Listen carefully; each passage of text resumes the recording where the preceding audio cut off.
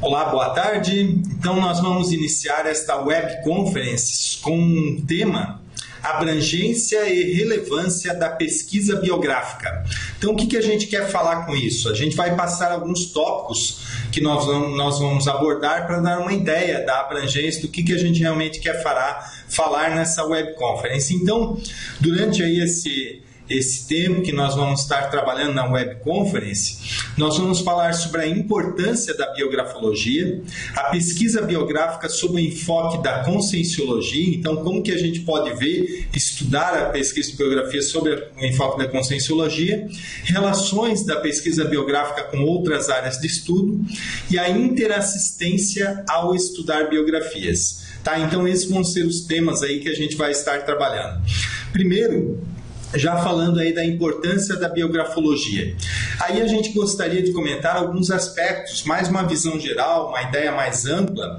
Então, um dos pontos já que chama atenção, muitas vezes quando a gente trabalha com biografias, é a questão, todo um processo já do contexto histórico e de quanto tempo já se vem trabalhando em biografias. Então, dentre as áreas de escrita, ela está entre as mais antigas, dentre as áreas de pesquisa, dentre as áreas de ciência até mesmo. A biografia ou a biografologia, estudo de biografias, é algo que já vem de muito tempo. Então, o que isso traz como sendo importante? Tá? Tudo que é antigo é importante? Não necessariamente, mas do ponto de vista da erudição, do ponto de vista da cultura, da escrita, dos registros, a biografia realmente ela tem um papel muito sério em todo o processo de estudo da humanidade, do estudo de sociologias, do estudo de história, da compreensão da vida humana e até dos processos evolutivos. E aí a gente vai ver, logo depois a gente vai ver aí a relação com a conscienciologia. Então a gente vê muito sério esse processo de acompanhar a evolução do planeta, acompanhar a evolução das consciências, como que isso acontece.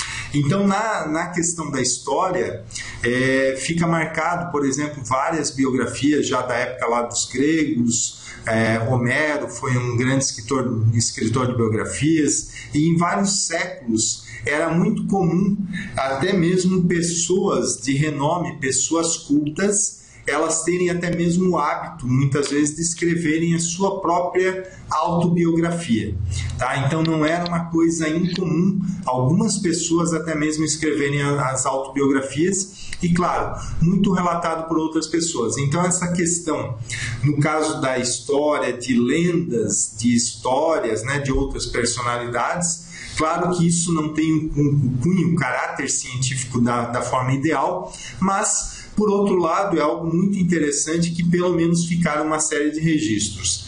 A gente vê que existem até mesmo registros não tão precisos, que eles por si só eles têm a sua validade da mesma, né? Não da mesma forma, vamos colocar assim, eles têm grande relevância. Então, por exemplo, mais recentemente eu tenho estudado sobre Leonardo da Vinci, e uma das biografias, muitas das biografias sobre o Leonardo da Vinci é baseado num relato, numa experiência, numa biografia, foi um conjunto de biografias que foi escrito, e essa pessoa que escreveu tinha a tendência de criar uma certa lenda. Então criava algumas situações que não eram as mais verdadeiras, mais verídicas. E isso, de alguma forma, deixa o leitor um pouco na dúvida se tudo aquilo que ele escreveu era fato ou não. Então, esse biógrafo que ele escreveu sobre artistas em geral, da época de Florença, da Itália como um todo, na época renascentista, ele fez então um importante relato, um importante registro histórico sobre o Leonardo da Vinci, que praticamente todos os biógrafos hoje utilizam ainda esses escritos para se basear em muitas das informações. E nesse escrito ele coloca, por exemplo, uma seguinte informação, que o Leonardo ele era bastante forte com relação ao corpo, e com relação à força na mão, ele era uma pessoa muito forte, Então, com a mão, né, ele coloca lá no relato, né, com a mão direita ele era capaz de entortar uma ferradura. E aí a gente vai ver, se a gente for analisar esse estudo, a gente vai ver, poxa, mas Leonardo era canhoto. E ele fez um registro lá como sendo destro, então não dá para ter tanta confiança assim. Então provavelmente ele pode até ter aumentado um pouco no processo de ele entortar uma ferradura, né? Ele colocou até com facilidade, fazia isso, entortava com a mão direita. Mas aí, mesmo que não seja fato essa informação, a gente consegue buscar pelo menos a informação que é o seguinte: poxa, Leonardo era realmente uma pessoa forte, né? Ele tinha grandes tendências, então a probabilidade é realmente muito grande, e isso somado a outros registros também, de que ele tinha uma força muito forte nas mãos. Então isso, para a gente estudar, é bastante relevante. Tem uma questão aqui da Rogiana, a gente vai trabalhar. O professor Valdo já informou-lhe alguma coisa sobre Leonardo e sua situação evolutiva? Olha, o professor Valdo comentou em uma das tertúlias, já faz um certo tempo, e comentou quando ele fez aquela tertúlia que trouxe um verbete até um pouco depois sobre bonde extrafísico. Então, quem quiser ver esse verbete, bonde extrafísico, ele trabalha com a ideia de... Ele teve uma experiência de 16 pessoas, 16 na época consciências extrafísicas, que estariam indo ressomar na China. Então ele fala do bonde lá do pessoal dos chineses. E entre esses chineses, ele comentou na época que ele colocava como hipótese de entre eles estar o Leonardo da Vinci. E Leonardo da Vinci, nesse caso, né, todos esses 16, pelo comentário que ele fez, são pessoas que estariam no mínimo com nível de desperdicidade. Tá? Então ele estaria integrando esse grupo para trabalhar com uma série de questões relevantes no processo de evolução da China. Então hoje sabe-se que já tem aí um grupo muito forte de 16 pessoas trabalhando integradas na China com os processos evolutivos, mais de ponta em termos de evolução no planeta. E o Leonardo da Vinci então estaria fazendo parte desses aí como hipótese, tá? Eu coloco aqui como hipótese porque essa hipótese, né, a informação quem trouxe é o professor Valdo, então claro que a gente precisa aí pesquisar mais e entender melhor todo esse processo. O próprio professor Valdo apresentou na época como hipótese, ele não quis realmente chancelar a informação. Agora a gente sabe que muitas vezes nessas circunstâncias a chance de realmente ser fato aí é muito grande. Com relação à pergunta, então, também o que me levou a estudar Leonardo, eu já vim estudando várias biografias e eu tenho em particular interesse por inovação. É uma outra área minha de pesquisa, é o processo de inovação, dentro da administração, dentro da computação, dentro da questão do software. Eu tenho grande interesse por inovação. E aí meio que juntou as necessidades. Por exemplo, eu já vim estudando uma série de cientistas, que é uma área de biografias que eu tenho mais interesse até em estar estudando, e o Leonardo da Vinci eu ainda não tinha estudado. E aí surgiu, foi no ano passado, surgiu um convite para ver se eu teria a possibilidade de apresentar, fazer uma pesquisa ou apresentar um trabalho no 2º Congresso Internacional dos Intermissivistas, que até vai acontecer no próximo final de semana. E esse convite, a gente trocando ideias sobre o que seria interessante apresentar, e a gente chegou à conclusão que teria uma mesa de debates que o tema ia estar mais relacionado com superdotação, com habilidades ou questões, então, de pessoas que tinham algum nível de genialidade em algumas áreas. E aí meio que já remeteu à ideia de que uma das grandes personalidades para ser mostrada, ser debatida com relação a esse tema seria justamente Leonardo da Vinci. Aí me motivou a estudar, eu já tinha algum material sobre ele, continuei pesquisando, então eu aí fui aprofundar as pesquisas sobre Leonardo da Vinci. Então essa foi a ideia aí que a gente caminhou, tá ok? Agora, continuando nessa questão da importância da biografologia. A gente vê também que existem, se a gente for em livrarias, bibliotecas, é muito comum ter a seção específica de biografias, e essa seção normalmente vai ter uma, digamos assim, uma importância, uma relevância grande entre as demais coleções que normalmente se tem numa livraria ou numa biblioteca. Então, claro que a biografia, ela é destaque não apenas no meio da conscienciologia, mas ela é destaque de uma forma como um todo, ou seja, em geral, pessoas se interessam muito por biografias. Tá? Outra questão ainda é o interesse que a maioria das pessoas tem por personalidades famosas. Tem aí um certo glamour na história, um certo nível até de idolatria em alguns aspectos, mas, em geral, as pessoas têm um certo fascínio até por pessoas famosas ou por personalidades famosas, ou que pelo menos essas personalidades famosas despertam interesses. E aí a gente vê uma série de biografias publicadas de pessoas que simplesmente são mais famosas, né? São vários aí atores, artistas. Então nem toda a biografia vai ser às vezes de uma pessoa com um nível maior de cultura, ou um nível maior de erudição, ou um nível maior de produtividade em termos de gestação consciencial. Mas mesmo essas biografias, elas têm, para quem estuda biografia, elas têm um interesse muito grande também. Tá? Pode ser feito muito estudo a partir de uma vida, né? Estudando uma determinada biografia. Claro que a pessoa, ao escolher uma biografia, vai direcionar muitas vezes qual é o foco, qual é o interesse. Mas, queira ou não, ao longo dos séculos, entre personalidades famosas, pelo fato das pessoas gostarem de personalidades famosas, a gente tem ótimas biografias aí disponíveis, informações úteis sobre as vidas de algumas pessoas. Recentemente também eu estava acompanhando algo mais sobre a Cristina da Suécia.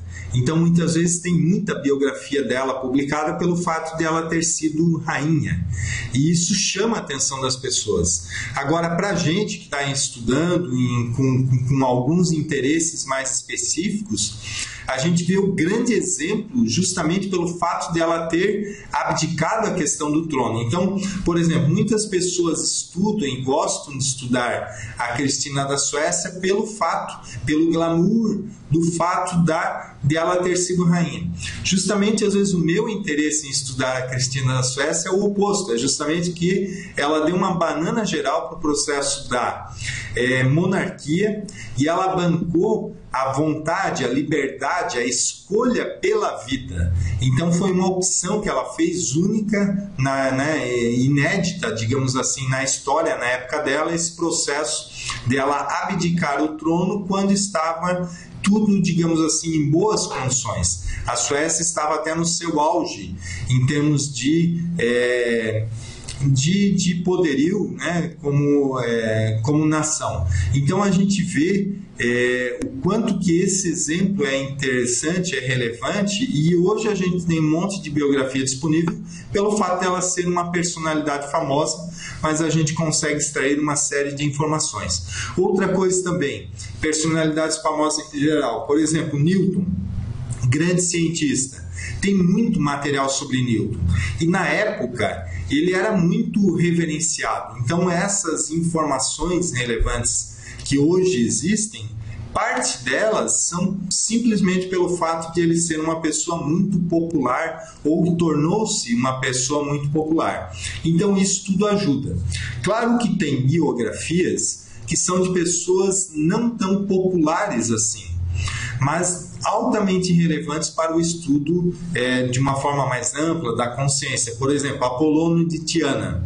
Ele é uma personalidade que não é tão popular assim, mas tem um nível até de consciencialidade, um nível evolutivo bastante interessante para ser estudado. E aí a gente vai colocando exemplos, tá? Aí a gente tem mais uma colocação da Rogiana. Posso estar errado na minha análise, mas será que não temos alguma ligação evolutiva com a personalidade estudada? Sim, essa relação quando a gente escolhe uma biografia para a gente estudar, sempre vai haver algum tipo de relação. A gente não coloca nada ao acaso. Agora vamos entender bem o que é essa relação. Por exemplo, a relação não quer dizer de cara que a pessoa é a própria personalidade. Isso aí é o que mais muito se escuta. Muitas pessoas vão por esse enfoque, mas na maioria das vezes eu vejo que ainda é uma abordagem errada. Tá? As pessoas às vezes se atiram muito nessa questão. Outra coisa é, a própria pessoa acha que ela pertenceu àquele grupo mais íntimo, então era da família mais íntima da personalidade. Também são poucos casos, pode acontecer, tá? A gente não está descartando, não vamos colocar aí, descartar a ideia da serexologia e da gente rastrear quem nós fomos no passado, se nós tivermos condições. Mas essa hipótese também, na maioria dos casos, é pouco considerada. Agora, o que é interessante a gente ver? Que tipo de relação pode ser estudado e se pode colocar de hipótese, né? Alguma entre várias aí. Por exemplo, interesse pelo tipo do assunto que a pessoa trabalhou. Então, por exemplo, eu estou falando aí do Leonardo da Vinci, né? Pegando o mesmo caso de exemplo. Eu acabei de dizer que eu tenho interesse pelo tema de inovação. Inovação, invenções, eu gosto de saber isso, gosto de estudar, gosto de dar aulas sobre esse assunto. Então, claro que eu tenho relação com Leonardo da Vinci por esse aspecto. Não quer dizer necessariamente que eu vou ter outras relações, mas também vou ter outras relações sim, no caso dele. Tá? Por exemplo, o renascimento, a ideia da renascença, esse Holopensene, para mim é muito interessante, eu gosto disso, é como se dentro do processo de estudo de história, essa foi uma época interessante da história. Então isso tudo já vai fazendo essas conexões, isso aí tem a ver com essa ligação evolutiva com a personalidade, que eu acho que era o que você estava falando. Então aqui tem mais uma colocação ainda, né? Falo isso porque senti o professor viveu a mesma localidade de Leonardo e ele despertava curiosidade em você. É uma impressão só. Posso estar bem equivocado.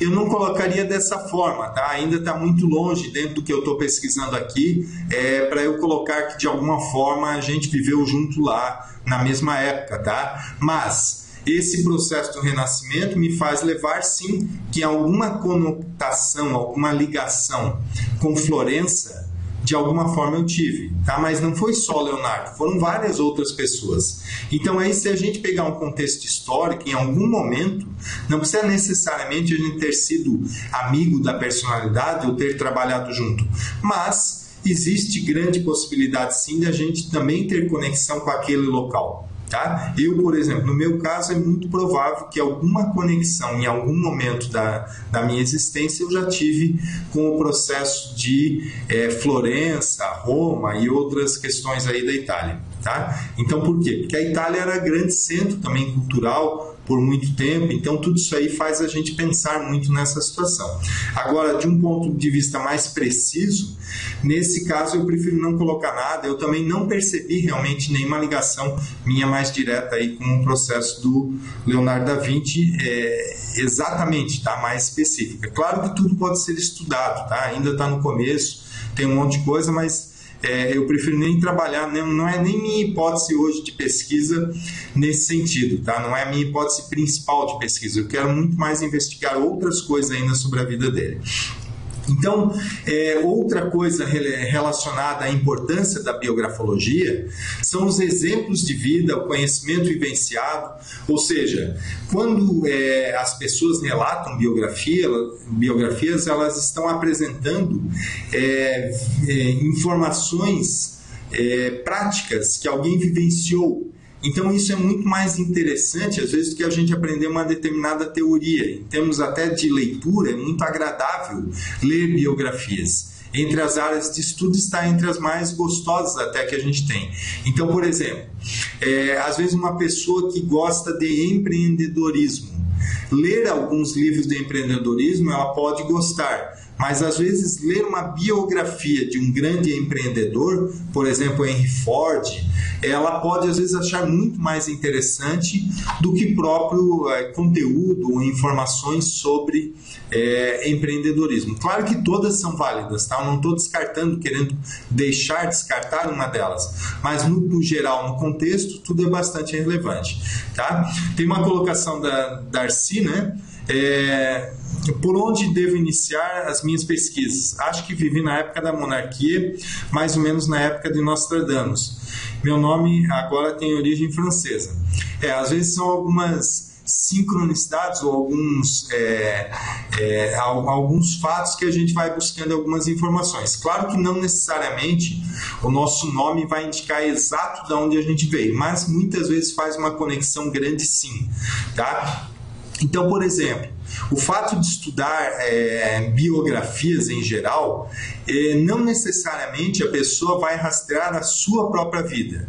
Eu acho que é interessante sempre ao escolher uma personalidade para pesquisar, ver de uma forma geral, de um contexto mais amplo, até pensando mais na grupalidade, o que vai ser mais útil pesquisar num determinado momento. A própria pesquisa retrocognitiva, a tendência, se a pessoa está fazendo algo assistencial, se ela está caminhando, a tendência em algum momento as retrocognições elas irem aparecendo com mais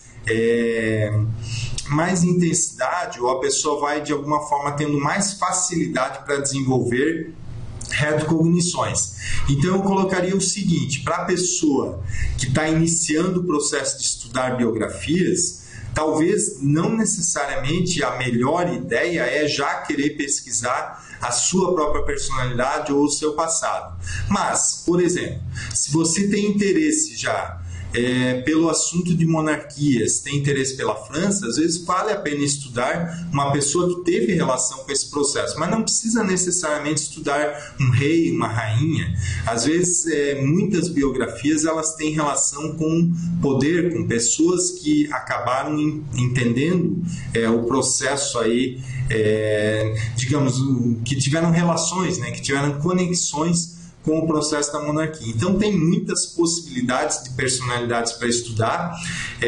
A gente até aprofunda isso no curso Biografologia, a gente expande essas ideias de como estudar uma personalidade, né? Como escolher uma personalidade para estudar, mas as possibilidades realmente são muito amplas, que tem muita gente biografada que é da França que tem relação com a monarquia, tá? E não necessariamente precisa ser essa a personalidade para estudar num primeiro momento, tá ok? Então, vale muito estudar uma biografia que você tenha muita curiosidade, interesse em pesquisar aquela personalidade por um tempo um pouco maior.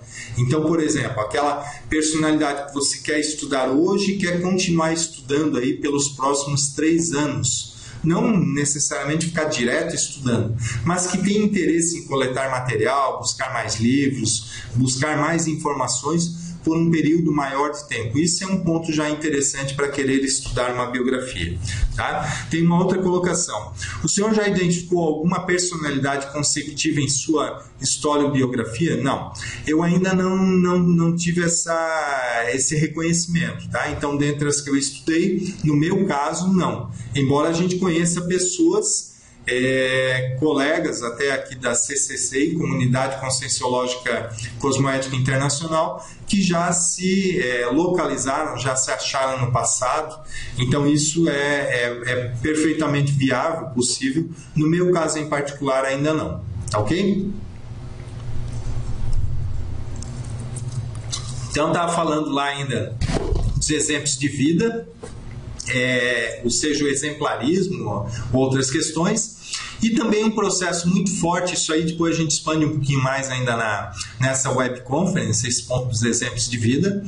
E um outro ponto muito sério é a questão toda cultural. Então, quando a gente fala a importância da biografologia, tem um aspecto muito interessante que é a cultura, a erudição, a busca por conhecimentos, a abrangência até da cosmovisão e do universalismo, ou seja, a pessoa vai ampliar muitas vezes seu nível, sua bagagem de conhecimentos. Então, ao estudar biografias, como eu estava falando lá, já é um assunto interessante, é um assunto que muitas pessoas gostam de estudar, gostam de vivenciar experiências que outras pessoas tiveram, compartilharem. Então, de alguma forma, né, as experiências estão sendo compartilhadas, e isso tudo somado ainda ao processo da cultura, que ele acaba expandindo. Então, por exemplo, quando a gente estuda lá uma biografia, eu falei agora da Cristina da Suécia, é interessante entender como é que era o contexto, como é que era a Suécia naquela época, praticamente ainda pós-vikings, né? Ou seja, muito bárbaros ainda, pensando muito em guerras. Então a população não tinha muito relação com o estudo, e aí aparece uma pessoa lá de uma erudição muito grande já, certamente da paragenética, do histórico pessoal dela, ou seja, muitas ideias inatas relacionadas ao estudo. Ela devorava livros já desde criancinha, bibliotecas, né? Já desde criancinha. Então a gente vê assim, poxa, como é que vai aparecer uma pessoa com essas características lá na Suécia, num país que dentro daquele contexto aparentemente estaria fora de contexto? E aí a gente vê a história dela, o quanto é interessante, por exemplo, o processo da abdicação. Ela quis sair da Suécia, que não quis aquela vida de rainha, abriu mão, então, de todo o processo do trono, aquelas coisas tal, e as funções de rainha, e foi viver em Roma, onde tinha um centro cultural muito mais desenvolvido. Então ela foi à procura de uma cultura, à procura de uma erudição maior, à procura de interação com outras pessoas dentro do ponto de vista do conhecimento. Mas agora, do ponto de vista cultural, é interessante que ao estudar uma biografia, então, por exemplo, nisso aí eu já estou falando todo um contexto da Europa, quem eram os eruditos da Europa, quem eram as pessoas que tinham bibliotecas na Europa, como que eram os processos culturais depois em Roma, as academias, por exemplo, a Arcádia, que funcionava na casa dela, no caso em Roma, né, ela criou como se fosse lá um centro de apoio, onde tinham palestras, onde tinham discussões, onde tinha uma reunião de intelectuais de todos os assuntos, dos mais diversos, dentro do processo científico, dentro do processo de escrita e do processo artístico. Então, muito interessante todo esse acompanhamento cultural. Claro que aí a gente acompanha a cultura da Europa como um todo, naquela época, a cultura mais especificamente da Suécia, mais especificamente também de Roma. Mas aí são outras características que a gente vai estudando, que vai ampliando também a cultura. Tá? Então, por exemplo, quando eu estudei a Marie Curie, a gente viu também um processo de cultura da Polônia muito forte, a repressão russa, toda uma contextualização da época que existia, como é que era o processo até machista naquela época, mesmo quando ela foi estudar na França, que na França era permitido estudar mulher em universidade, mas ainda tinha um contexto muito machista, muito forte, e o quanto que ela abriu isso aí, o quanto que ela expandiu, o quanto que ela fez mudanças culturais da participação da mulher nos processos da ciência. Então a gente vê, ao estudar biografias, a gente começa a entender um pouco melhor como que eram as situações, como que eram essas culturas, como que acontecia realmente um meio muito em condições diferenciadas. Tá? Então, por exemplo, o próprio Leonardo, lá que eu tinha falado antes, Leonardo da Vinci, para ele trabalhar com dissecação de cadáveres na época era muito complexo o processo.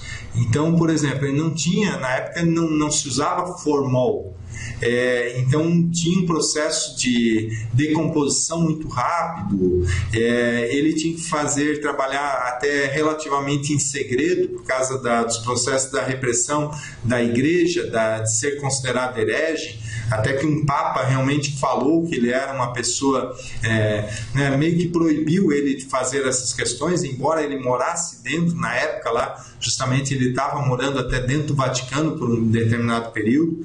Então a gente vê aí um processo cultural todo vai permeando. Então, ao estudar biografias, isso é muito rico, muito importante até para o estudo de biografias, e a pessoa vai até desenvolvendo esse processo. Até aqui está tudo bem, pessoal? Se tiverem mais questões aí, podem ficar à vontade para comentar. A gente viu que entraram mais algumas pessoas também na web conference. A Beatriz Tênios está participando, Danilo, o Guilherme também entrou mais recente, Nestor. Então são várias pessoas aí que estão presentes, e outros, né, que a gente já tinha comentado, e que outras chegaram mais recente. Mas fiquem bem à vontade para participar, para interagir com as questões durante a conferência. Agora eu faço uma questão para vocês, quero ver aí a resposta agora de vocês, que é o seguinte: qual a experiência, com o conhecimento que vocês já têm de conscienciologia? Tá? Não sei se todos têm conhecimento, mas mesmo que alguém que está começando, aprendendo um pouco sobre conscienciologia, o que muda na pesquisa biográfica ao ser estudado pelo enfoque da conscienciologia? Então, o que vocês acham dessa pergunta? O que muda?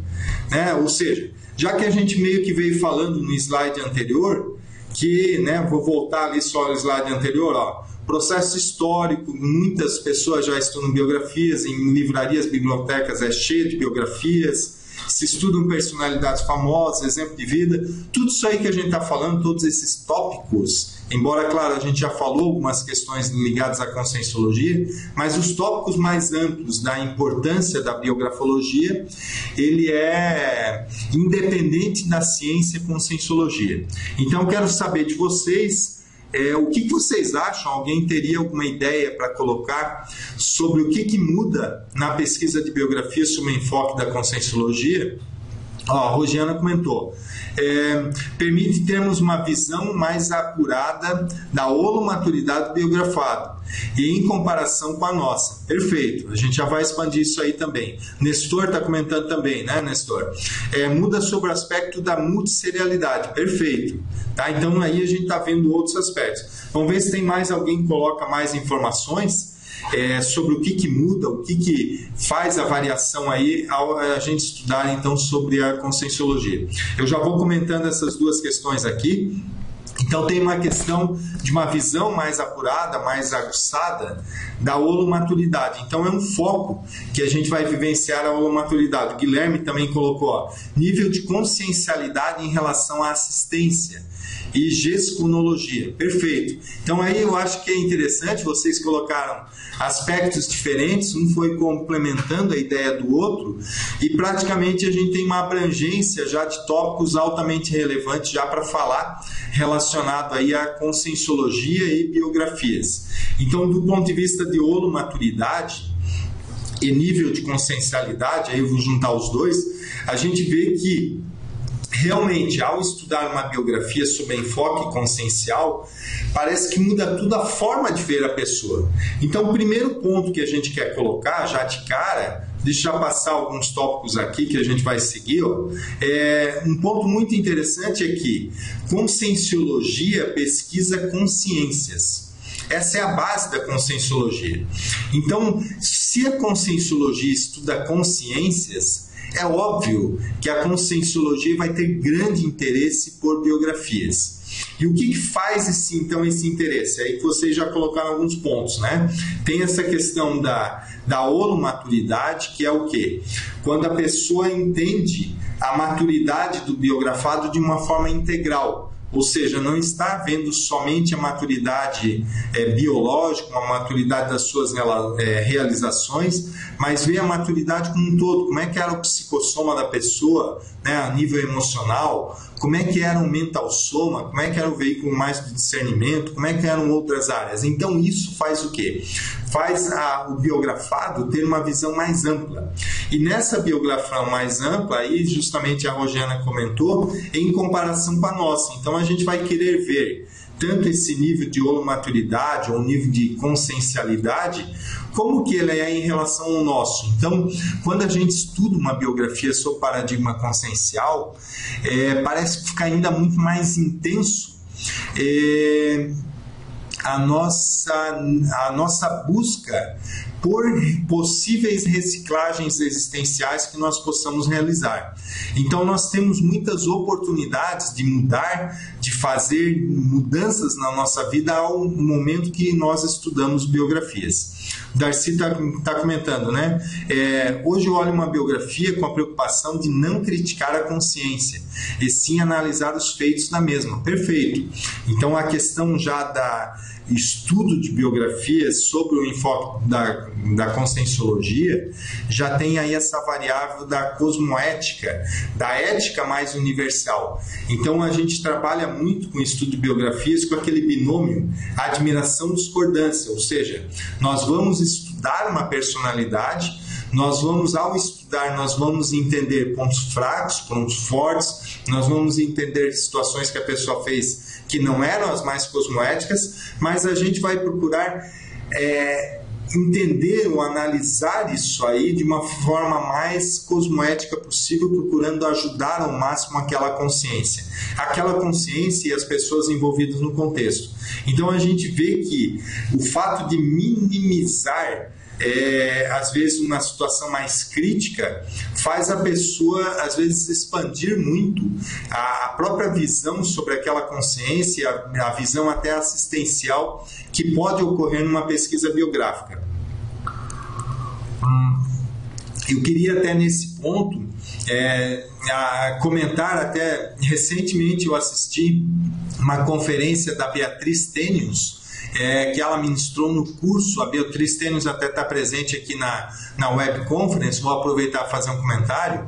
Ela apresentou durante o curso Biografologia EAD a biografia de René Descartes, e nessa biografia foi muito interessante até a abordagem que ela fez, as colocações, as análises, de não dar ênfase, ou a forma como colocou até algumas questões que poderiam ser não positivas dentro da história de René Descartes. Então até o processo da dessoma, como que aconteceu, como que foi o processo, a forma como foi colocado, uma postura muito assistencial, e isso faz o quê? É justamente a abordagem consciencial, muitas vezes a partir do estudo de uma biografia, faz a pessoa apresentar dessa forma. Então fica a dica, quem tiver interesse pela personalidade Descartes, essa apresentação foi disponibilizada no YouTube, e vocês podem fazer uma busca no YouTube com as palavras lá, biografia de René Descartes, né? Descartes. Tá? E aí provavelmente vocês vão achar aí essa biografia, se vocês colocarem lá no filtro, no YouTube tem o filtro, coloquem mais de 20 minutos no filtro, ou seja, um documento mais longo, certamente vocês vão achar aí na primeira página esse link. Tá? Depois a gente pode até passar, eu localizo aqui e disponibilizo aí no chat também para vocês, quem tiver interesse. Mas aí eu estou colocando justamente o quê? Essa abordagem de não criticar, ou tem que fazer crítica, né? Eu colocaria assim, a crítica ela existe, mas é a crítica cosmoética, é a maneira, a postura cosmoética então de colocar os fatos. Então isso é muito interessante aí para ser analisado. Então voltando ali os pontos, tem a questão da holomaturidade, a busca, a questão que o Nestor comentou da multisserialidade. Então muito importante aí quando a gente estuda, né, sobre o enfoque da conscienciologia, entender que a gente está estudando uma vida que não era estática, a pessoa não nasceu naquele momento da ressoma, né? A pessoa já existia, a vida, a consciência em si, da qual nós estamos estudando, ela já vinha de milênios, multimilênios, ou seja, uma consciência que tem uma bagagem muito grande antes do momento que nós estávamos estudando, e vai ter uma bagagem muito contínua ainda posteriormente. Então, muitas vezes, se a gente vai estudar uma consciência do passado, aquela consciência não morreu. Isso é um ponto já interessante para a gente partir. Já começa a mudar o enfoque, né?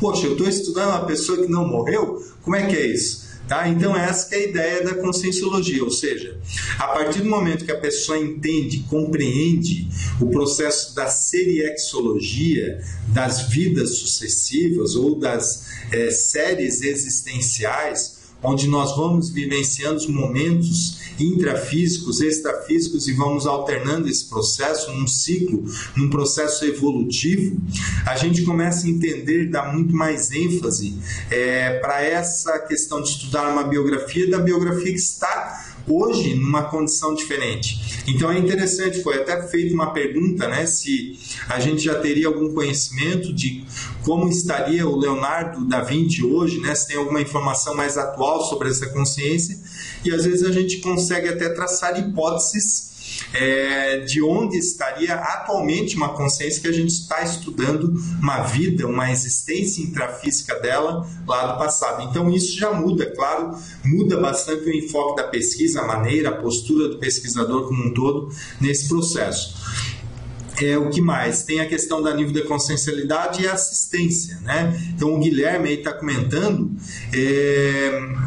colocando aí a relevância para a interassistencialidade. A gente coloca aí nesses slides, o último tópico lá que a gente justamente está pontuando a importância da interassistencialidade, e também ele destacou lá a questão da gesconologia, ou seja, gestações conscienciais, aquelas obras mais relevantes que a pessoa fez. Então esse é um estudo muito sério, e aí a gente tem até a colocação que a gente faz aí quando a gente estuda Proexis. Eu vou ler só os tópicos aqui, já vou passar à frente e vou expandir justamente esse tema relacionado a Proexis, e a gente vai colocar um pouquinho mais aí sobre gestação consciencial. Então, só continuando aí entre as relações da biografia e conscienciologia, o que vai expandir, de que forma a gente pode ver isso melhor.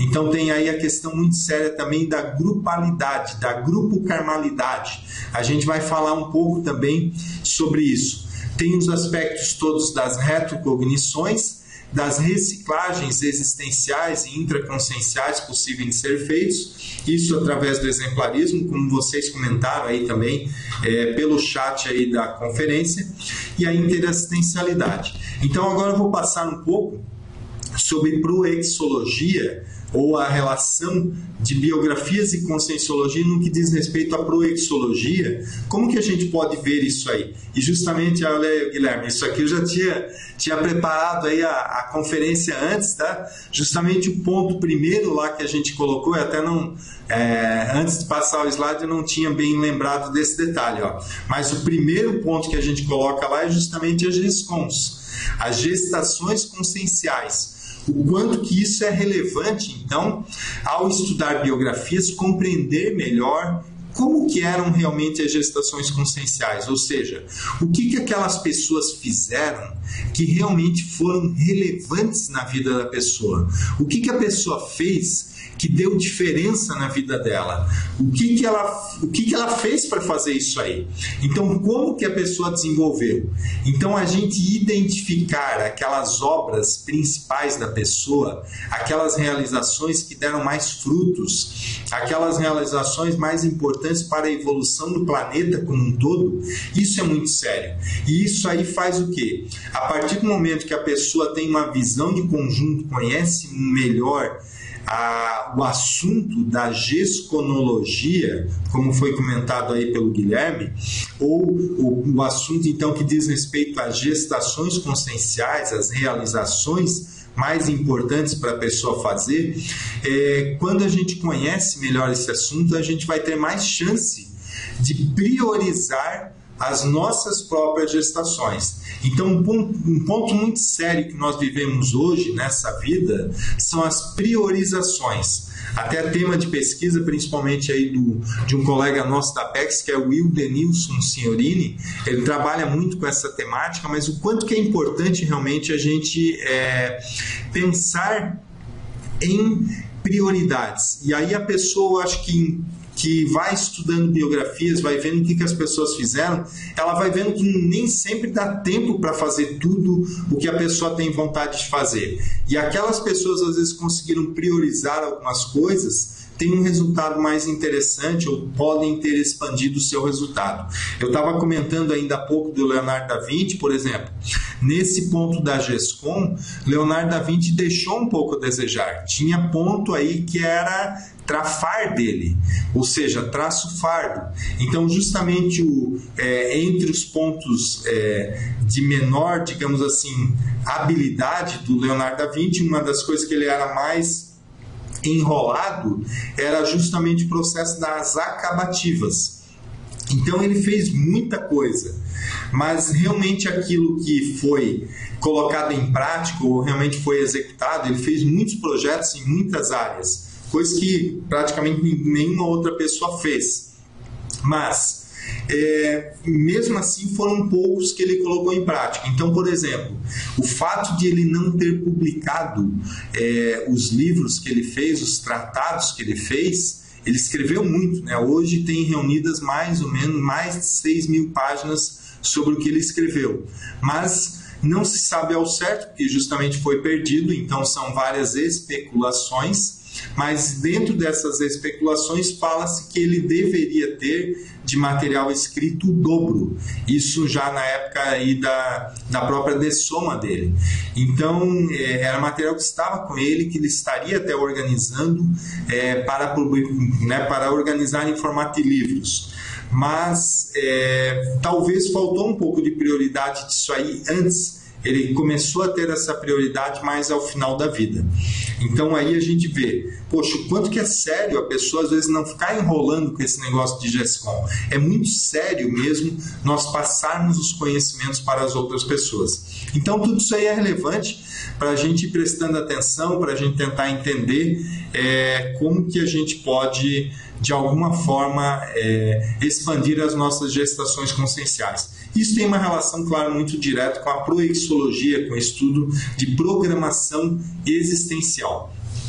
E aí a gente vê, junto com a GESCOM, os resultados da ProEx, da programação existencial, o que era realmente a programação existencial. Então, por exemplo, entre os resultados da programação existencial, até mesmo o Leonardo da Vinci, ele coloca a frase lá no final já da vida dele, que deixa até muito claro que ele estava numa condição de completista existencial, pelo que ele tinha feito. Ele mesmo se auto-reconhecia como sendo uma pessoa que fez bem a vida, que levou bem a vida dele, que ele teve bons resultados com a vida.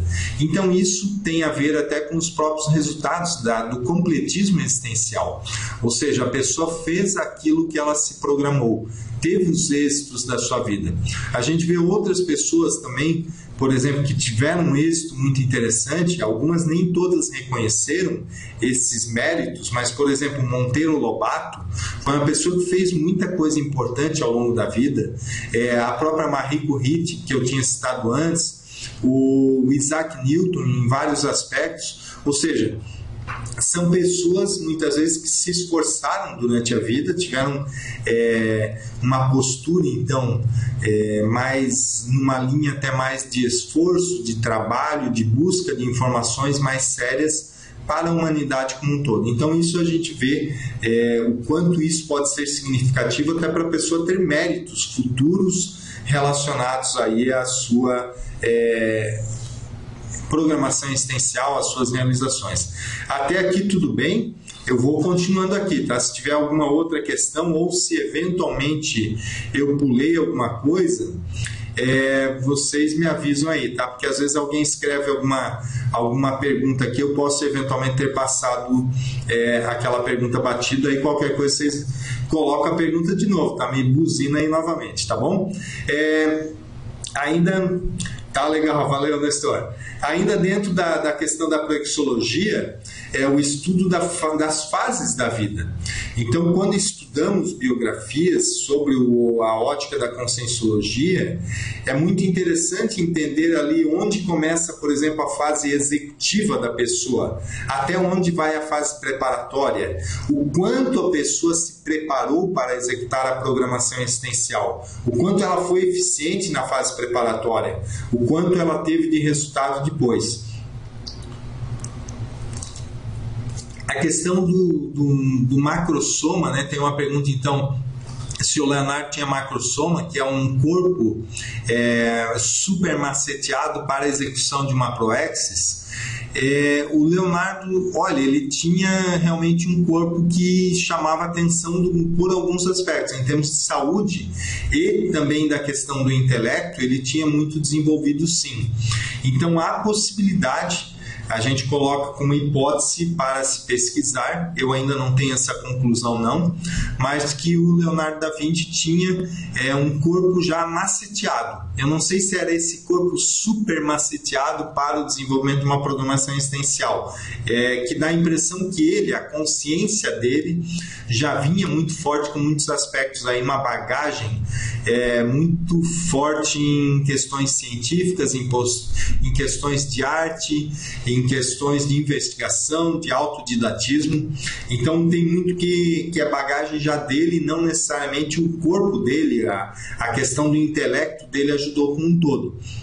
Até existe uma hipótese que ele teria até um certo distúrbio dentro do processo do cérebro, uma questão já ligada até mesmo à genética, que isso de alguma forma dava para ele até essa dificuldade maior de ele concluir as suas ações. Isso aí também é uma informação, a gente trata aí como hipótese, foi comentado até pelo professor Valdo, também numa das tertúlias, ele fez esse comentário aí sobre essa hipótese, então, do Leonardo da Vinci ter, então, alguma dificuldade já de origem até mesmo genética, que dificultava ele fazer as acabativas. Então, nesse aspecto é um pouco mais difícil saber até que ponto era um macrossoma ou não, porque a gente não tem tanta informação útil, tanta informação precisa, útil não, desculpa, tanta informação precisa sobre Leonardo da Vinci, tá? Como eu falei, a primeira biografia feita por ele foi muito ainda no aspecto de lenda, então precisaríamos buscar mais informações mais precisas para ter uma ideia melhor aí para avaliar sobre o macrossoma ou não. Até porque a gente tem muita pouca informação sobre a família dele, ver o diferencial dele em relação aos familiares e a linha genética dele. O quanto que era um soma diferenciado por ele mesmo, pela paragenética, e aquilo modificou variáveis do soma, ou a própria linha genética dele já era bastante favorável. Agora, continuando, outros aspectos, aí justamente a gente está falando das heranças, tem as heranças genéticas, o quanto que a gente vai estudar, e essa bagagem paragenética também. Então a gente faz esse paralelo na pesquisa de biografias entre herança genética e herança paragenética, que a pessoa já trouxe de forma mais inata. Como eu falei agora do Leonardo, como tinha falado há pouco da Cristina da Suécia, aquela vontade que ela tinha de estudar, de ler, de buscar novas informações, de ter uma liberdade maior, aquilo não era da mesologia, ele já era um aspecto da paragenética. E aí a gente vê a própria mesologia também, na visão da conscienciologia, acaba expandindo um pouco como que é o aspecto, como que é a análise da mesologia, normalmente aí as pressões mesológicas sobre a questão então da própria consciência. Sobre o Nostradamus, e o professor Valdo pode falar sobre. Olha, aí precisaria até pesquisar mais, existem hipóteses de professor Valdo ter uma relação com o Nostradamus, mas ainda coloco assim, não tem nada exatamente taxado, comprovado e tal, mas tem uma relação, tá? Então daria para se pesquisar por aí, daria para expandir as pesquisas nesse sentido. Eu acho que os dois são consciências que tiveram um nível de parapsiquismo, né? Então tem um nível de parapsiquismo elevado, tem um nível de assistencialidade elevado, um nível de cosmoética, até um nível de interesse por pesquisa. Então são vários pontos em comuns que é possível identificar com essas duas personalidades aí. Então vale até certo ponto a pesquisa sim com relação a esse assunto, tá ok? O que mais? Ainda sobre necessidade de macrossoma, a gente já comentou ali, e identificação da própria proexis. Então é interessante nós identificarmos a proexis, né? Ou seja, quando a gente está estudando uma biografia, qual era a proexis daquela pessoa? O que aquela pessoa tinha de programação existencial? Não necessariamente é uma proexis do jeito que a gente estuda hoje, daquela pessoa que realmente fez curso intermissivo e teve outras situações, mas seria aí uma programação existencial ou aquele projeto de vida. Isso todos até um certo nível já tem. Então esse projeto de vida é interessante saber o que era realmente para a pessoa ter feito, o que ela fez, se ela passou aquilo, se a pessoa até certo ponto desviou disso. Então, não que a gente vai ter precisão sobre isso, a gente vai trabalhar com hipóteses, ou a nível, se a pessoa tem um parapsiquismo mais alto, pode até obter a informação sim. Mas, no geral, o simples fato de levantar uma série de hipóteses ajuda muito nesse sentido aí, ok? O que mais? Ainda sobre proexologia, a gente vê relação dos traços pessoais de proexes, desvios de proexes, que eu estava falando aqui agora, acertos de proexes, priorizações coerentes. Então, algumas pessoas, por exemplo, quando tiveram certas priorizações, o que aquilo ajudou a pessoa? Então, por exemplo, o Santos Dumont, o fato de ele não ter priorizado um estudo formal, ele priorizou o autodidatismo e até uma certa tutoria com aulas particulares. Quando ele foi para a França, ele contratou professores especializados para dar aula para ele direto, aula particular. Então isso a gente vê que foi um acerto na vida dele, ou seja, ele não precisaria ficar num estudo formal. O que ele queria era diferente do estudo formal. Então a gente vê que são algumas priorizações. Tá? Ou mesmo priorizações de economizar dinheiro. Ele foi uma pessoa muito segura, nesse caso aí o Santos Dumont, com relação às suas economias pessoais, para que ele conseguisse viver apenas com base na herança que ele possuía. Então ele não precisou trabalhar para a sua sobrevivência. O trabalho dele era aquilo que ele queria fazer. Então ele conseguiu trabalhar na sua programação existencial. Isso é interessante, então, esse negócio aí das priorizações. Claro que tem os desvios também de projetos, mesmo Santos Dumont tem uma série de exemplos aí que daria para falar que foram desvios. Tá?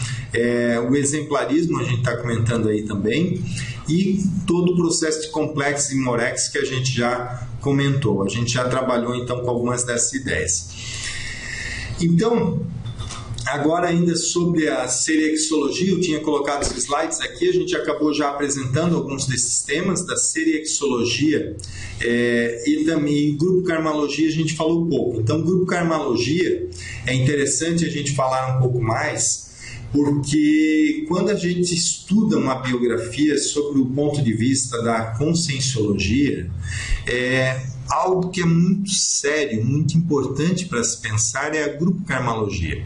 Então, quando eu estava falando lá sobre uma pergunta mais no início da web conference, com relação a se a pessoa já foi ela mesma e aqueles aspectos, é muito interessante sim saber que grupo que era, se a pessoa pertence àquele grupo evolutivo, se a pessoa de alguma forma tem afinidade com aquele grupo. Como eu estava falando lá, até certo ponto eu tenho afinidade sim com as ideias da Renascença. Até que ponto o pessoal ou pessoas ligadas à Renascença não têm relação com o meu grupo hoje evolutivo, que a gente chama então do grupo evolutivo, ou seja, aquelas pessoas até um pouco mais próximas de mim, que têm mais afinidade comigo, que são mais afinidades justamente pelo processo evolutivo. Tá? Então, esse grupo de pessoas que facilita a minha evolução, que nós todos estamos evoluindo em conjunto. É muito importante a gente saber quem é o nosso grupo evolutivo, quem é o nosso grupo. Então, quando a gente estuda biografias, é muito interessante quando a gente está lá estudando um contexto, quando a gente está estudando uma cultura, uma época, um país, é muito importante a gente pensar no aspecto de grupo.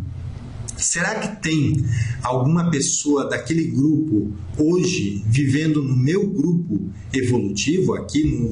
Quer dizer, o grupo evolutivo é o mesmo, mas será que tem alguma pessoa que eu posso reconhecer? Ou tem pessoas que eu vejo que tem às vezes o mesmo nível de afinidade que eu e relação com o mesmo tipo de relação, por exemplo, com aquela biografia que está sendo estudada?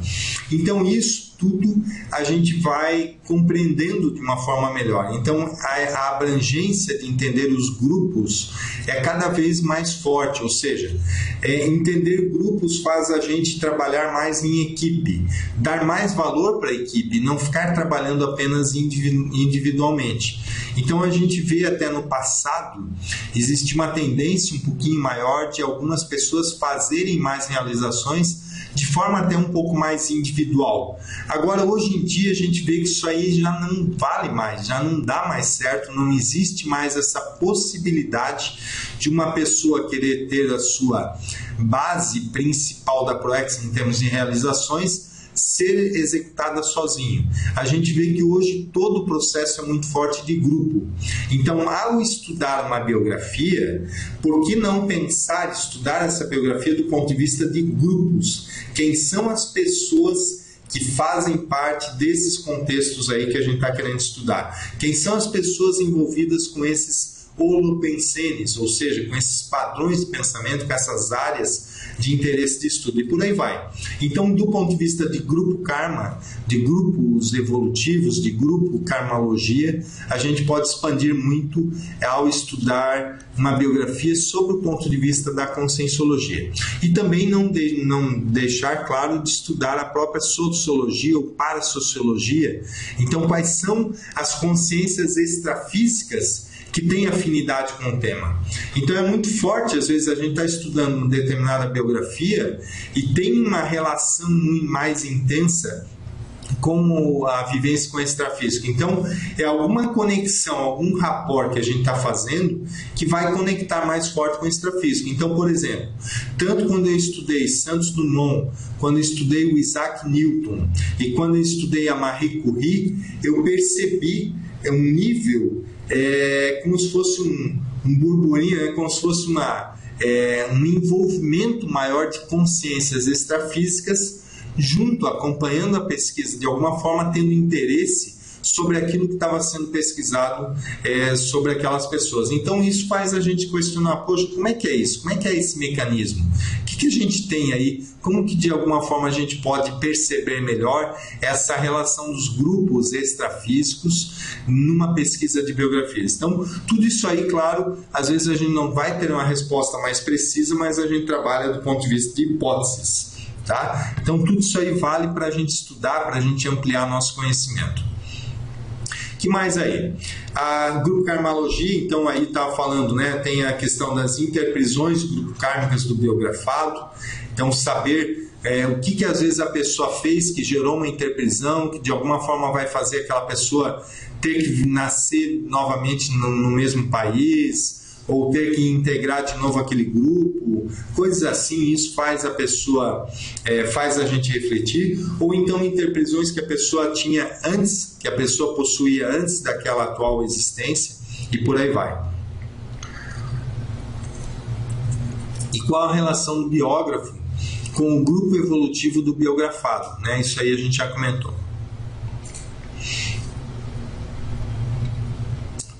Agora já sobre um outro aspecto ainda, ligando à conscienciologia, mas um aspecto sério, que teve até uma pergunta mais no início da web conference também, ligado à retrocognição. Então a ideia, quando a gente fala retrocognição, é uma chuva, né? Um festival de possibilidades ao estudar biografias. Tem N abordagens aí que podem ter relações com retrocognições. Mas, por exemplo, a abordagem de uma ideia inata relativa a uma vivência do passado, lembrança de costumes da época, ou as próprias evocações que são feitas do passado como um todo. Tá? Rapport direto entre pesquisador e consciência, às vezes é possível, e também, às vezes, trafores que na época eram valorizados.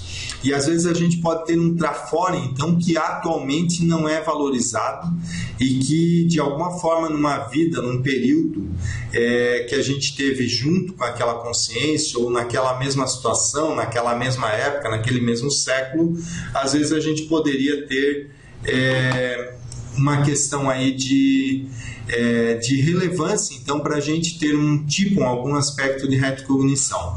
Então, a retrocognição ao estudar biografias, ela é quase que inevitável, eu diria.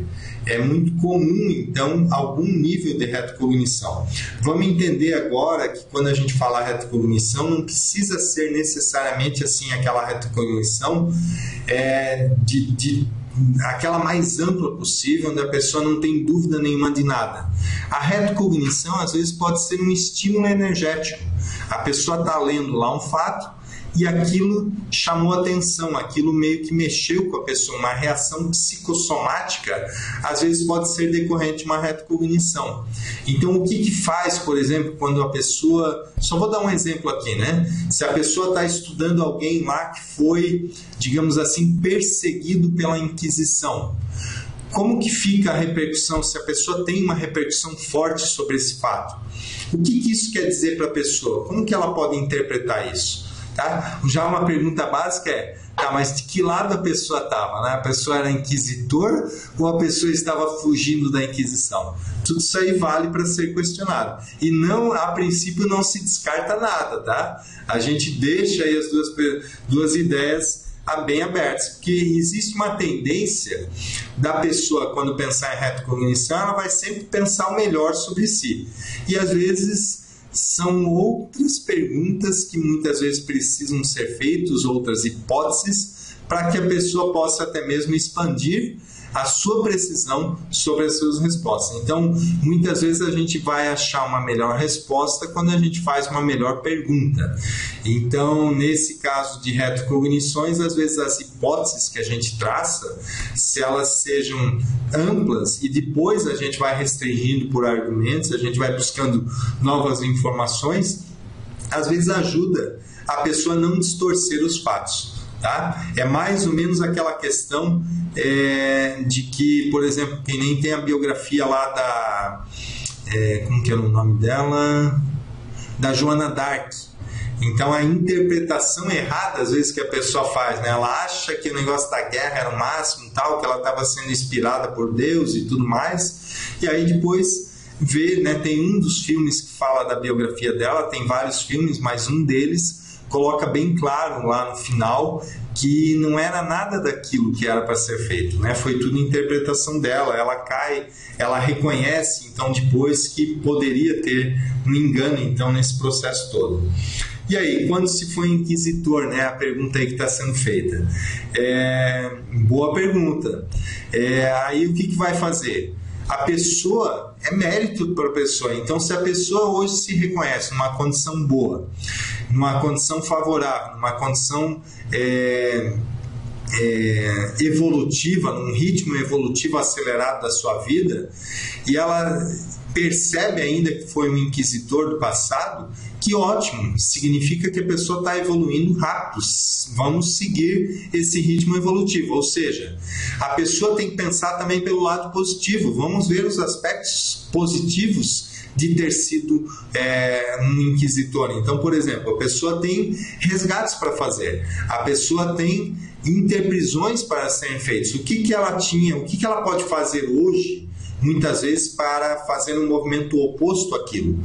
O que ela pode fazer, então, às vezes, se a pessoa descobre uma informação dessa, pode até mesmo dar dicas, pistas de qual a programação existencial que ela tem hoje para fazer. Tá? Não quer dizer exatamente algo que a pessoa fez no passado tem que fazer exatamente hoje nessa atual existência. Às vezes a pessoa já lidou com isso no passado, hoje já superou totalmente esse processo e tem níveis e níveis de envolvimento. Tá? Então tem que ver qual era o nível de envolvimento da pessoa com a situação, qual era o nível de brutalidade e tudo mais. Mas tudo são perguntas para se jogar, para se trabalhar, para analisar, para pensar, para refletir. Então quando a pessoa percebe uma informação, ou tem uma informação mesmo que seja negativa com relação à retrocognição, é tudo material de estudo para ser trabalhado. Tá ok? Então é mais ou menos a ideia aí. Não vamos florear, tentar colocar o nosso passado como sendo sempre o mais perfeitinho de todos, né? Que a gente foi rei, né? E rei e rainha é o que mais tem, né? Nas pessoas que procuram estudar biografias ou procuram estudar retrocognições de uma maneira muito superficial. tá? A gente quer justamente aprofundar. Claro que existiram sim reis e rainhas, mas a maioria da população não era, tá? Então, ainda biografias e conscienciologia, a gente dá ênfase para as reciclagens existenciais, reciclagens intraconscienciais, a aprendizagem pelo exemplo. Então, quando a gente fala aí da aprendizagem pelo exemplo, a gente coloca até a ideia do exemplólogo. O exemplólogo é aquela pessoa que sabe aprender muito bem com os exemplos, é aquela pessoa que sabe tirar partido dos exemplos, é aquela pessoa que no seu dia a dia ela vivencia a aprendizagem pelo exemplo. Então, ao estudar biografias, a pessoa consegue perceber com um nível maior de acuidade aquelas ideias, aquelas informações que vão servir para ela, para as suas mudanças pessoais. E aí justamente a pessoa vai provocar essas mudanças, vai ter lá uma força, digamos assim, de bancar mesmo, de autoenfrentamento, para que ela consiga realizar essas mudanças na sua vida, no seu aspecto intraconsciencial. Então, essas reciclagens, possíveis reciclagens a partir de biografias são muito sérias e muito importantes, essas mudanças. E isso tudo pode ser feito a partir do exemplo, que as biografias, os livros, os estudos de biografias nada mais são do que exemplos de vida. Então nós podemos aprender muito com os outros. E essa é uma ideia básica então das pesquisas de biografias.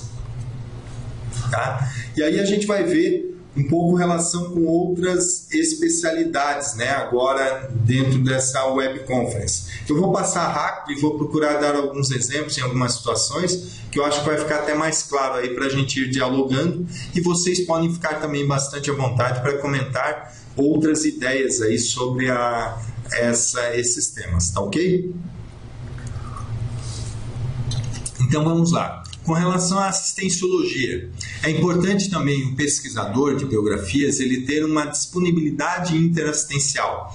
Pesquisar já pensando em criar um campo assistencial. Então, vamos estudar biografia, vamos montar um campo bioenergético, vamos exteriorizar energias para o ambiente, vamos criar um ambiente favorável para que tenha acoplamento com o amparador, que esse amparador possa participar da pesquisa de alguma forma, algum cenário, algum contexto lá que a gente está vendo, que aquelas disputas ou aquelas intrigas relacionadas à personalidade, às vezes que a gente vai estudar, que aquilo facilite todo o processo, que seja fácil até que com as nossas energias a gente consiga contribuir para promover reconciliações intraconscienciais relacionadas àquele tema. Mas, além do processo mais das reconciliações, ainda também é muito importante a assistência no ponto de vista do esclarecimento em si. O quanto uma vida pode esclarecer outras. Então, por exemplo, ao estudar a Marie Curie, a assistência toda que tem no processo dela voltada para a determinação, para a garra, ou seja, um exemplo daquela pessoa obstinada, mas do ponto de vista positivo em muitos aspectos, o quanto que isso é interessante em termos de esclarecimento, o quanto que ela pode ajudar, o quanto que quando a gente está estudando uma biografia, se a gente tiver interesse em expandir esse tema, compartilhar esse tema com outras pessoas, o quanto que isso vai ajudar na nossa própria pesquisa a gente entender mais detalhes desse mecanismo. Então, a nossa pesquisa por si só, ao estudar biografias, se a gente vai compartilhar essa informação com outras pessoas, isso até certo ponto já pode ser um mecanismo assistencial. E aí, quando a pessoa se envolve nesse mecanismo, ela muitas vezes vai contar com o apoio de uma equipe de amparadores ou com amparadores de função que muitas vezes também querem que essas ideias sejam propagadas, tá? Então, tudo isso aí é muito interessante. Que mais? A conscienciometria, né? São várias aí até outras áreas de conhecimento. A gente falou mais da proexologia agora há pouco, mas são várias áreas, então, que têm interesse particular por biografias. Então, a conscienciometria é uma das áreas, até porque estuda trafores, trafares, e tem os testes conscienciométricos. O Guilherme antes tinha colocado lá o nível de consciencialidade, ou seja, muitas vezes vai se fazer a Consensometria, ou seja, a medida, a avaliação do nível de consciencialidade, o nível de maturidade daquela pessoa que a gente está estudando. A conviviologia, existe até certo ponto aí uma interação entre pesquisador e pesquisado, tá? Binômio, admiração, discordância, a gente já comentou antes também. Tem relação também com estudos de dessomática, então estudos de mudança comportamental ao se aproximar da dessoma.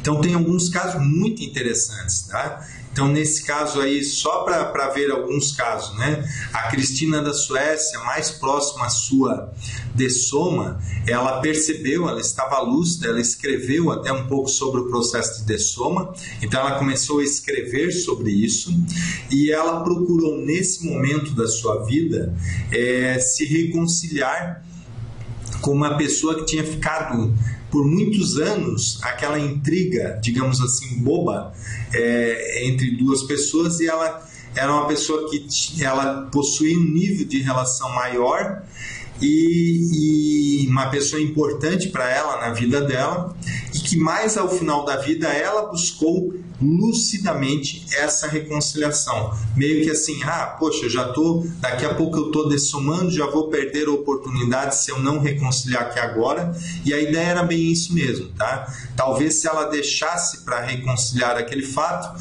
ia criar um nível maior de interprisão, às vezes ia até exigir que ela nascesse num novo contexto junto com aquela pessoa e outras coisas, e às vezes vai tirar a liberdade da pessoa de ter um nível diferenciado de planejamento da programação existencial. Então, quando a gente está em curso intermissivo, planejando uma existência, uma das coisas sérias nesse planejamento qual o nível de interprisão que a gente tem, onde que a gente precisa nascer. Então, se aquela pessoa não tem um nível maior de interprisão, e ela está aberta, olha, eu quero ir para onde for melhor, onde eu posso contribuir mais. E aí a pessoa consegue desempenhar. Então tem pessoas que atingem esse livre-arbítrio justamente de poder tomar essa decisão, onde eu vou contribuir mais, e às vezes essa pessoa então ela expandiu. Então às vezes esse fato, essa relevância dessas ocasiões da dessoma, quando a pessoa já planeja a sua dessoma, deixa as coisas bem calçadas da vida que ela teve aqui, vai gerar oportunidades aí futuras que às vezes a pessoa nem sabe direito como seria esse processo. Tá? Ainda, por exemplo, na dessoma, Leonardo da Vinci também era um outro cara que eu estava comentando ali. Mas ao final da vida, ele começou a priorizar e dar realmente mais valor para GESCONS, para a gestação consciencial, para reunir os escritos que ele tinha feito ao longo da vida, praticamente aí desde os 35 anos, 30 anos de idade, ele começou a escrever e manter os registros. Ele já escrevia antes, mas ele começou a guardar os seus registros a partir dos 30 anos de idade. E esses registros muito valiosos do ponto de vista de ciência e tudo mais. Mas ele passou então a dar esse valor maior já nos anos mais finais da vida. Isso tem a ver com o estudo da dessomática também. Da mesma forma, eles, um pouco antes de dessomar, ele se preocupou em fazer um testamento. Então isso também ajudou o processo dele. O fato da pessoa ter um testamento, ter isso aí com clareza, ajuda a pessoa ao dessomar não ter muitas intrigas ou disputas pelos materiais que ele possuía lá, pelos quadros. Inclusive o quadro, por exemplo, Mona Lisa e todos os escritos dele foram deixados aí a nível de testamento, tá ok? Que mais aí? Causa da dessoma. Então, por exemplo, Rui Barbosa teve um processo lá que ele fez um discurso, proferiu um discurso, e aí aquilo deu uma reação emocional nele muito forte. Ele já não estava tão bem de saúde, veio a dessomar 2 dias depois. Tem a questão das datas, né? O Chico Xavier dessomou no dia que o Brasil todo estava pensando no pentacampeonato mundial. E aí ele dessomou naquele dia, então isso faz relação aí. Eurípides Barçanufo, que dessomou muito próximo ao dia dos finados, e nasceu lá também no Dia do Trabalho, então ele tem uma relação com essas datas, né, de trabalho, de finados, então isso tudo fazem conexões, são oportunidades para a gente ter, para a gente estudar aí biografias como um todo, tá? Eu vou passar um pouquinho mais rápido aqui, até porque a gente está caminhando mais para o final já da conferência. Evoluciologia, é importante a gente perceber a evoluciologia.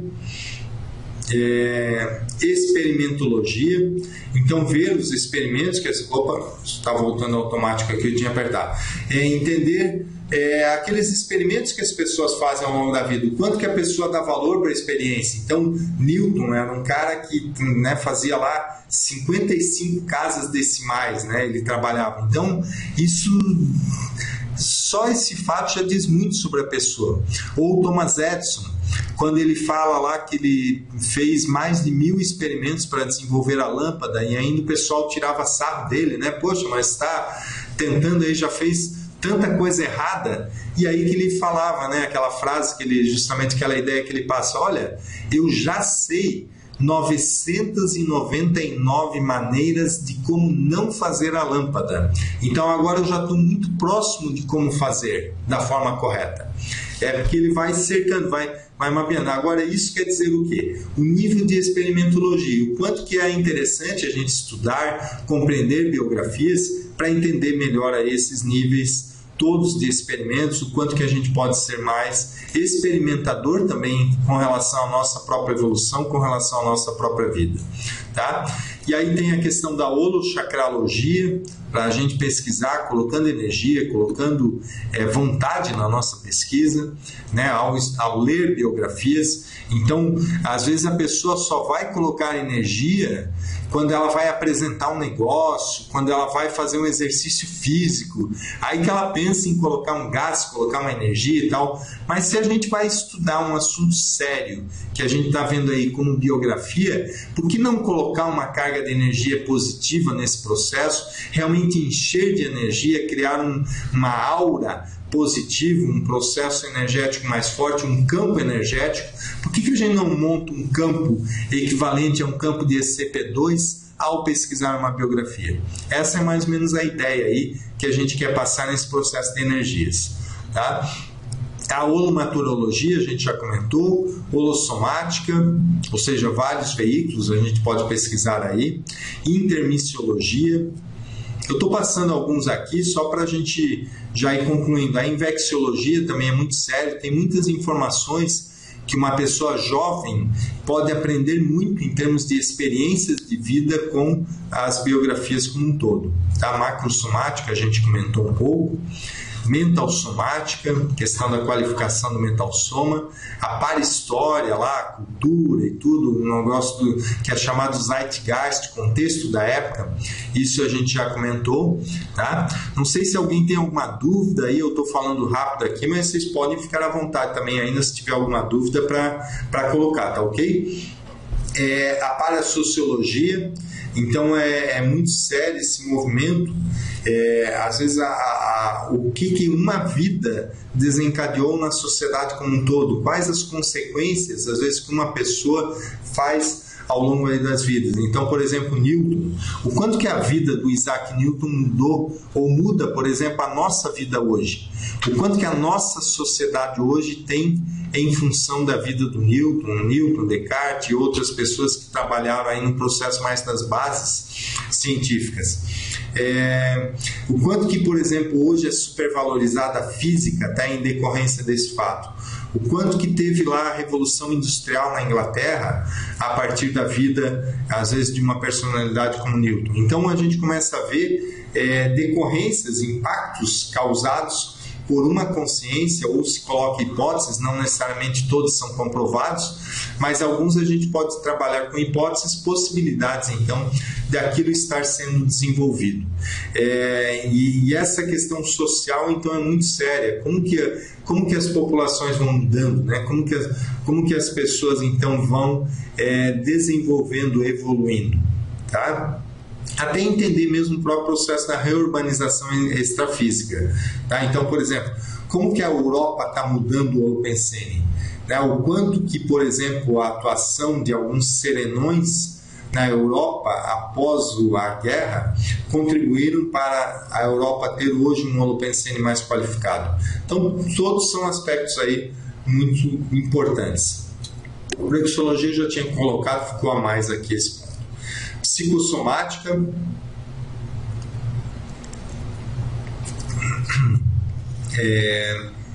A importância da emoção, da gente ter uma pesquisa mais com base no mental soma e não tanto no nosso psicossoma. E aí a interassistenciologia, esse aqui já é o último slide. Então, normalmente quando estudamos biografias, estamos estudando líderes. E ao estudar líderes, ao entender líderes, nós estamos muitas vezes lidando então com muitas pessoas. Então, o contexto, as relações grupais, as pessoas envolvidas na vida de uma determinada personalidade biografada, na maioria dos casos, envolve um número muito grande de pessoas.